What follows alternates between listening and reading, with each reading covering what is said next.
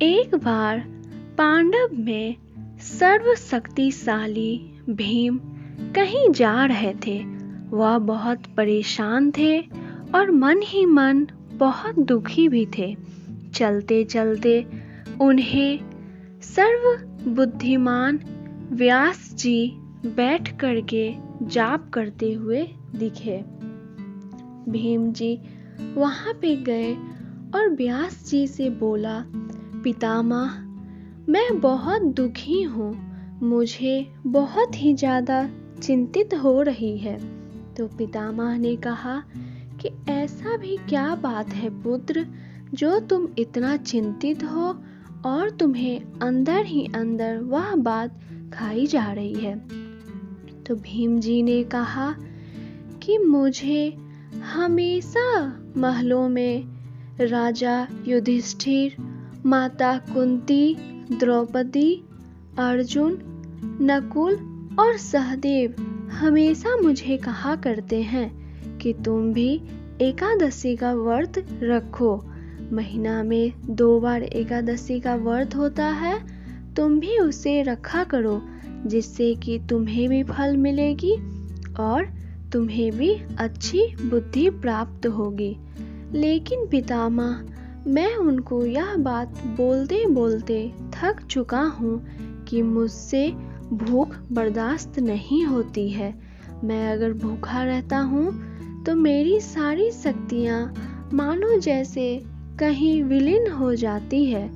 मेरे अंदर एक भूख की वर्त है जो मुझे बार बार कहती है कि तुम मुझे खाना दो और मेरा पेट भरो।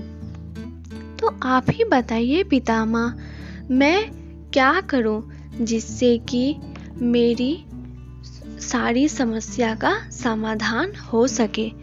पितामह बड़े ही ध्यान से भीम की सारी बात को सुन रहे थे। तब पितामह ने कहा कि हे भीम, हे पुत्र, अगर तुम चाहते हो कि तुम्हें नरक में वास मिले या स्वर्ग में वास मिले, तो तुम इसका उपाय खुद ही कर सकते हो। भीम आश्चर्य से देख रहा था पितामह को। तभी भीम ने कहा कि मैं ऐसा क्या करूं पितामह कि जिससे कि मुझे भी स्वर्ग में वास मिले। पितामह ने कहा कि साल में 21 एकादशी आती है, जिसमें सर्वशक्ति निर्जला एकादशी है।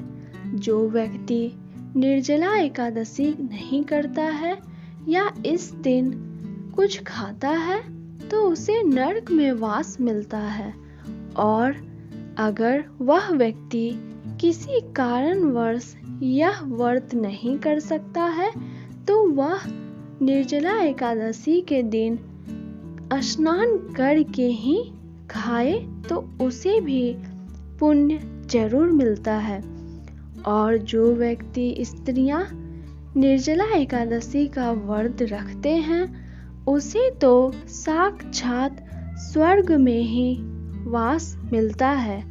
कहा जाता है कि इस दिन निर्जला एकादशी का व्रत करने के बाद गौदान भी करना चाहिए।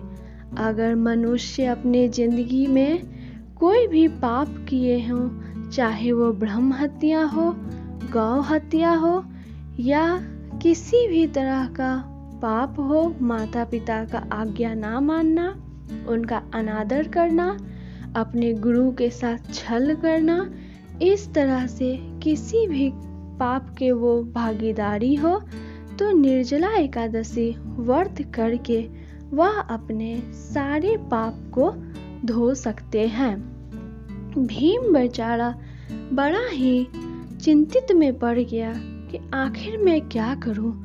तभी उसने पितामह से कहा कि हे पितामह, मेरे आज्ञाकारी, मुझे आपसे यह जानना है कि ऐसा वर्ष में कौन सा एकादशी है जिससे कि दिन मैं वह एकादशी भी करूं और मुझे 21 एकादशी की फल भी प्राप्त हो।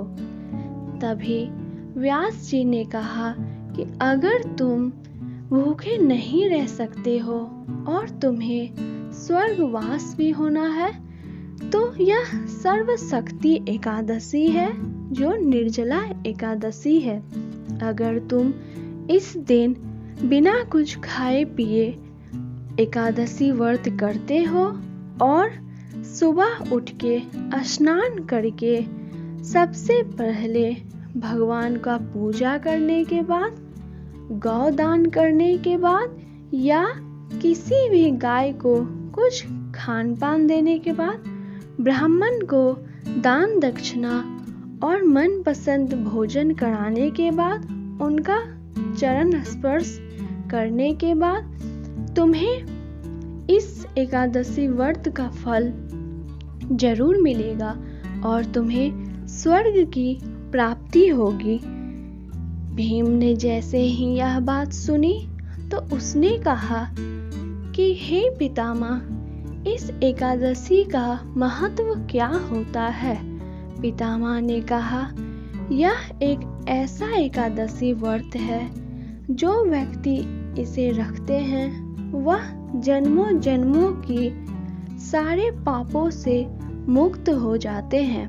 निर्जला एकादशी करने से बहुत सारे फल मिलते हैं, घर में सुख शांति आती है और अपने जीवन में उन्नति भी आती है। निर्जला एकादशी व्रत करने से सभी तरह के सुखों की प्राप्ति होती है और सभी तरह के पाप से छुटकारे भी मिलते हैं। इस तरह से भीम ने कहा कि पितामह, मैं भूखा रह सकता हूँ, मैं भगवान जी का पूजा भी कर सकता हूँ, लेकिन मैं वर्ष में सिर्फ एक ही बार भूखा रह सकता हूँ। आपको तो पता है कि मुझे अन्न कितना प्रिय है। अगर मुझे अन्न नहीं मिलता है तो मेरा सारा शक्ति कहीं विलीन हो जाता है। इसलिए आपका आज्ञा मानते हुए मैं यह एकादशी व्रत जरूर रखूंगा और साल में एक बार आते हैं तो मैं इसे जरूर करूंगा और स्वर्ग की प्राप्ति लूंगा। कहा जाता है कि एकादशी के दिन अगर मनुष्य व्रत नहीं रख पाते हैं तो कम से कम नहा के पूजा पाठ करना ही चाहिए। इससे भी उन्हें एकादशी का फल मिलता है। यह कथा सुनना भी चाहिए और अपने सारे परिवार और पड़ोसियों में सुनाना भी चाहिए। इससे उनको फल अवश्य मिलता है। तो दोस्तों, आज का निर्जला एकादशी व्रत कथा यही था। मैं उम्मीद करूंगी आपको मेरा वीडियो पसंद आया होगा। अगर पसंद आया होगा तो प्लीज़ मेरे वीडियो को लाइक कीजिएगा। मेरे चैनल पर नए हैं तो मेरे चैनल को सब्सक्राइब कर लीजिए। मैं इसी तरह की रोज रोज आप सभी के लिए वीडियो लाऊंगी। आपको जो भी वीडियो चाहिए आप मुझे कमेंट बॉक्स में बताइएगा, मैं वही वीडियो आपके लिए ज़रूर लाऊंगी। चलिए दोस्तों, मैं आपसे फिर से एक बार मिलूंगी। तब तक के लिए आपका बहुत बहुत धन्यवाद।